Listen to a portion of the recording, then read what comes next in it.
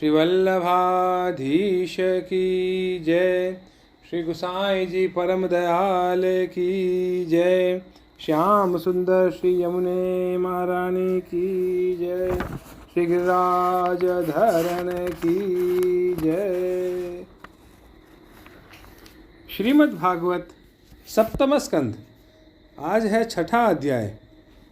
पिछले वाले अध्याय में यानी 5वें अध्याय में हमने पढ़ा कि किस तरीके से हिरण्यकशिपु ने प्रहलाद जी को मारने के बहुत सारे प्रयत्न किए, लेकिन सारे प्रयत्नों में विफल रहे। तो अब उससे आगे आज हम पढ़ेंगे प्रहलाद जी का असुर बालकों को उपदेश। अथ षष्ठोध्याय। प्रहलाद जी ने कहा, मित्रों, इस संसार में मनुष्य जन्म बड़ा दुर्लभ है। इसके द्वारा अविनाशी परमात्मा की प्राप्ति हो सकती है, परंतु पता नहीं कब इसका अंत हो जाए।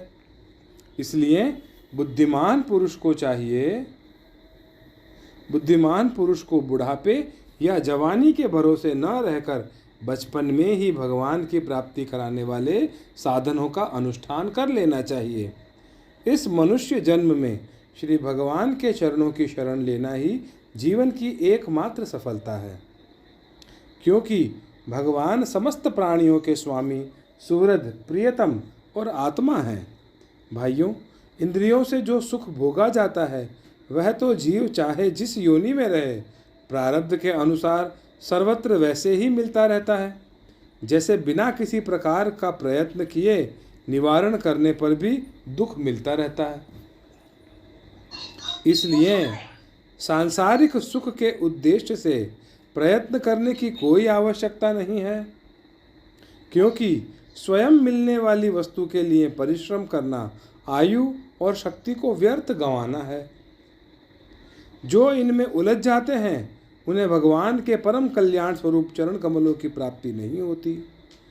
हमारे सिर पर अनेकों प्रकार के भय सवार रहते हैं, इसलिए यह शरीर जो भगवत प्राप्ति के लिए पर्याप्त है, जब तक रोग, शोक आदि ग्रस्त होकर मनुष्य के मुख में नहीं चला जाता, तभी तक बुद्धिमान पुरुष को अपने कल्याण के लिए प्रयत्न कर लेना चाहिए। मनुष्य की पूरी आयु 100 वर्ष की है। जिन्होंने अपनी इंद्रियों को वश में नहीं कर लिया है, उनकी आयु का आधा हिस्सा तो यूं ही बीत जाता है, क्योंकि वे रात में घोर तमोगुण अज्ञान से ग्रस्त होकर सोते रहते हैं। बचपन में उन्हें अपने हित अहित का ज्ञान नहीं रहता। कुछ बड़े होने पर कुमार अवस्था में खेल कूद में लग जाते हैं। इस प्रकार 20 वर्ष का तो पता ही नहीं चलता। जब बुढ़ापा शरीर को ग्रस लेता है, तब अंत के 20 वर्षों में कुछ करने धरने की शक्ति ही नहीं रह जाती।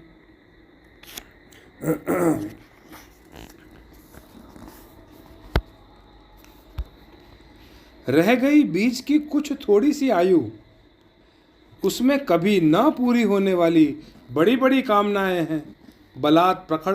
बलात् पकड़ रखने वाला मोह है, और घर द्वार की वह आसक्ति है जिससे जीव इतना उलझ जाता है कि उसे कुछ कर्तव्य अकर्तव्य का ज्ञान नहीं रहता। इस प्रकार बची खुची आयु भी हाथ से निकल जाती है।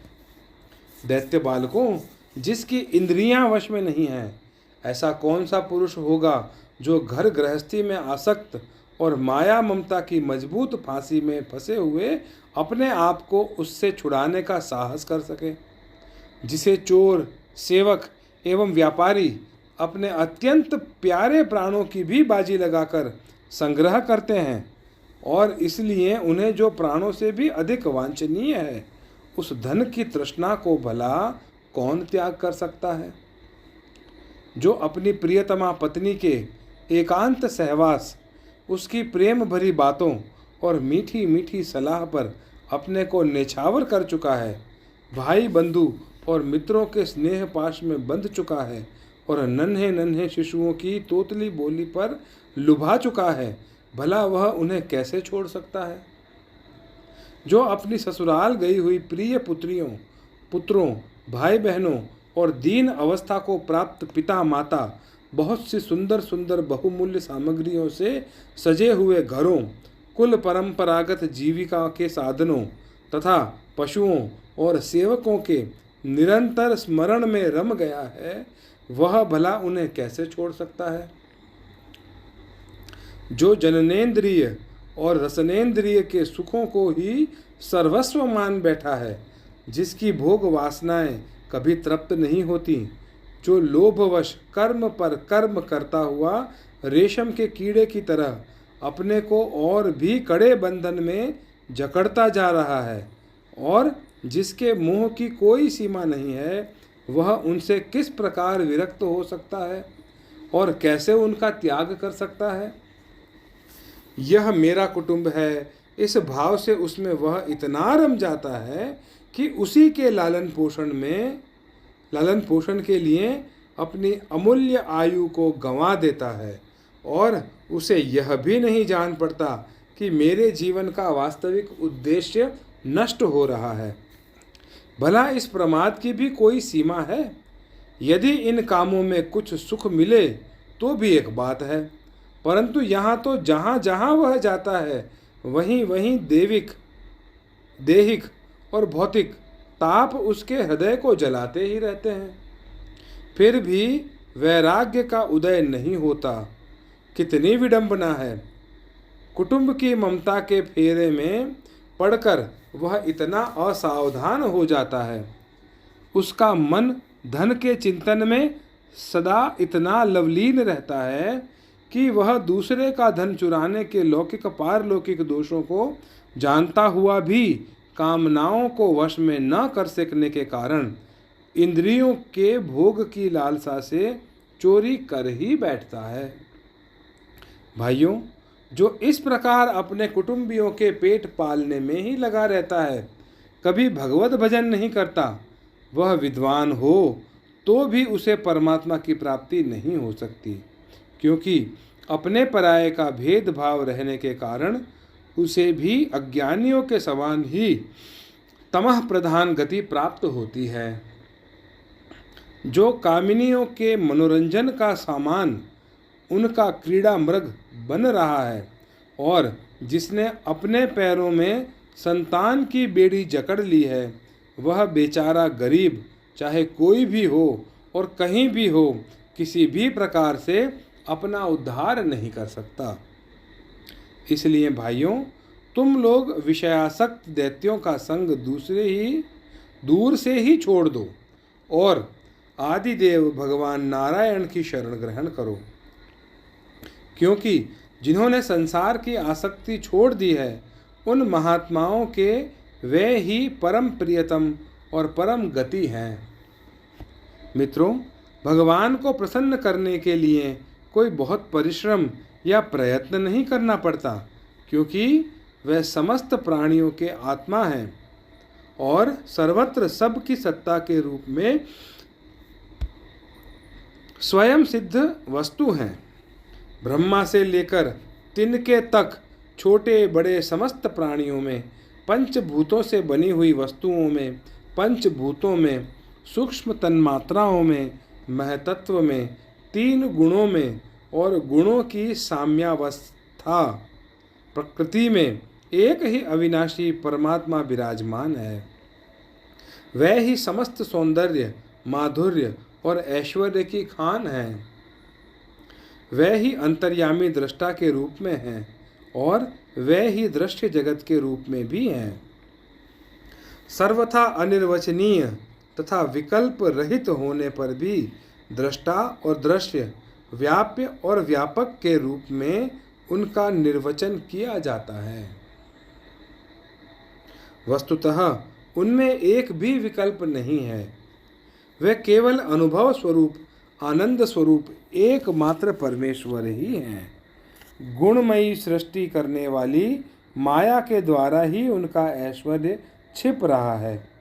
इसके निवृत्त होते ही उनके दर्शन हो जाते हैं।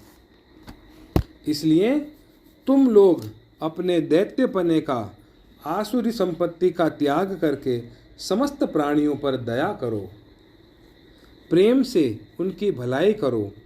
इसी से भगवान प्रसन्न होते हैं। आदि नारायण अनंत भगवान के प्रसन्न हो जाने पर ऐसी कौन सी वस्तु है जो नहीं मिल जाती। लोक और परलोक के लिए जिन धर्म, अर्थ आदि की आवश्यकता बतलाई जाती है, वह तो गुणों के पारिमाण से बिना प्रयास के स्वयं ही मिलने वाली है। जब हम श्री भगवान के चरणामृत का सेवन करने और उनके नाम गुणों का कीर्तन करने में लगे हैं, तब हमें मोक्ष की भी क्या आवश्यकता है। यों शास्त्रों में धर्म, अर्थ और काम, इन तीनों पुरुषार्थों का भी वर्णन है। आत्मविद्या, कर्मकांड, न्याय यानी तर्कशास्त्र, दंड नीति और जीविका के विविध साधन, ये सभी वेदों के प्रतिपाद्य विषय हैं। परंतु यदि ये अपने परम हितैषी परम पुरुष भगवान श्री हरि को आत्मसमर्पण करने में सहायक हैं, तभी मैं इन्हें सत्य मानता हूँ। अन्यथा ये सब के सब निरर्थक हैं। यह निर्मल ज्ञान जो मैंने तुम लोगों को बतलाया है, बड़ा ही दुर्लभ है। इसे पहले नरनारायण ने नारद जी को उपदेश किया था और वह ज्ञान उन सब लोगों को प्राप्त हो सकता है जिन्होंने भगवान के अनन्य प्रेमी एवं अकिंचन भक्तों के चरण कमलों की धूलि से अपने शरीर को नहला लिया है। यह विज्ञान सहित ज्ञान विशुद्ध भागवत धर्म है। इसे मैंने भगवान का दर्शन कराने वाले देवर्षि नारद जी के मुंह से ही पहल सुना था। प्रहलाद जी के सहपाठियों ने पूछा, प्रहलाद जी, इन दोनों गुरुपुत्रों को छोड़कर और किसी गुरु को तो तुम न जानते हो और न हम जानते हैं। ये ही हम सब बालकों के शासक हैं। तुम एक तो अभी छोटी अवस्था के हो और दूसरे जन्म से ही महल में अपनी माँ के पास रह रहे हो। तुम्हारा महात्मा नारद जी से मिलना कुछ असंगत सा जान पड़ता है। प्रियवर, यदि इस विषय में विश्वास दिलाने वाली कोई बात हो तो तुम उसे कहकर हमारी शंका मिटा दो। इति श्रीमद्भागवते महापुराणे पारमहंस्यां संहितायां सप्तमस्कंधे प्रहलादानुचरिते षष्ठोऽध्यायः। अगले अध्याय में यानी 7वें अध्याय में हम पढ़ेंगे प्रहलाद जी द्वारा माता के गर्भ में प्राप्त हुए नारद जी के उपदेश का वर्णन। श्री वल्लभाधीश की जय। श्री गोसाई जी परम दयाल की जय।